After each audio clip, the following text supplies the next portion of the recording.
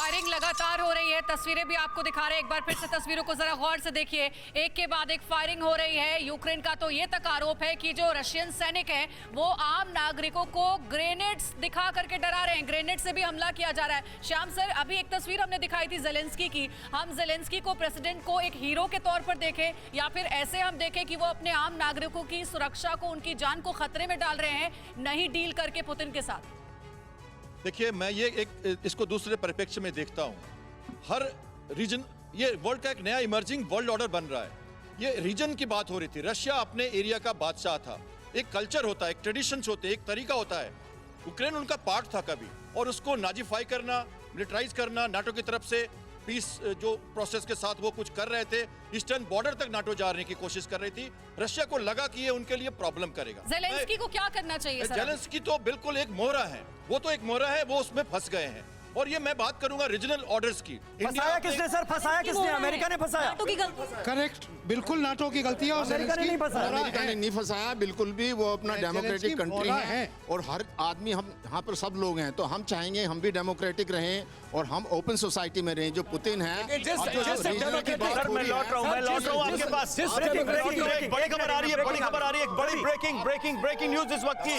बड़ी खबर हम आपको बताएं, सायरन बज चुका है ब्रेकिंग न्यूज का। रूस यूक्रेन युद्ध के बीच अमेरिका का ये बड़ा दावा है, और 8 दिन में रूस ने यूक्रेन पर 480 मिसाइलें दागी हैं। 230 मिसाइलें यूक्रेन में मौजूद हैं, और मोबाइल मिसाइल लॉन्चर का सहारा लिया जा रहा है। यूक्रेन पर 150 मिसाइलें रूस के जमीन से दागी गई है। 70 से ज्यादा मिसाइलें बेलारूस से फायर की गई है। देखिए तस्वीरें, जरा इस बॉक्स में आप तस्वीरें देखिए, किस तरह से बेलारूस से, रूस से ये मिसाइलें फायर की जा रही है। सर, एक सवाल मेरा इसी पे था।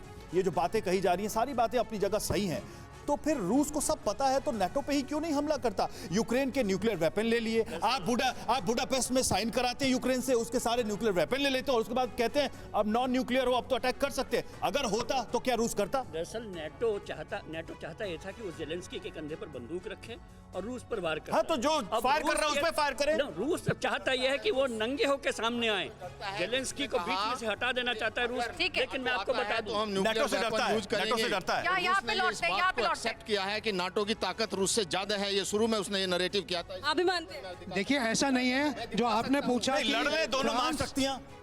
तो ये बोला कि फ्रांस ने ऐसा क्यों किया है। सर इधर लौटते। सर, एक बात बताइए, जेलेंस्की अपनी बेचारगी बार-बार दिखा रहे हैं, लाचारगी दिखा रहे हैं कि हमसे बात क्यों नहीं कर रहे? हमारे पास तो हथियार भी नहीं, हम क्या कर लेंगे आपका? बेचारगी दिखाने से अच्छा था कि कोई स्टैंड लेते। 9वां दिन है, उनका जो देश है बर्बाद हो रहा है, नागरिकों की जान जा रही है।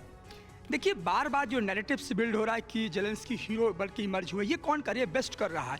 मुझे लगता है कि अभी मैं वही कह रहा हूँ कि नीति और नियति यूक्रेन की जेलेंस्की को ही तय करना पड़ेगा और पुतिन के सामने बैठ के बात करना पड़ेगी। नहीं, जेलेंस्की के पास ऑप्शन क्या है? लेकिन जेलेंस्की के पास ऑप्शन क्या है सर, ये बताइए।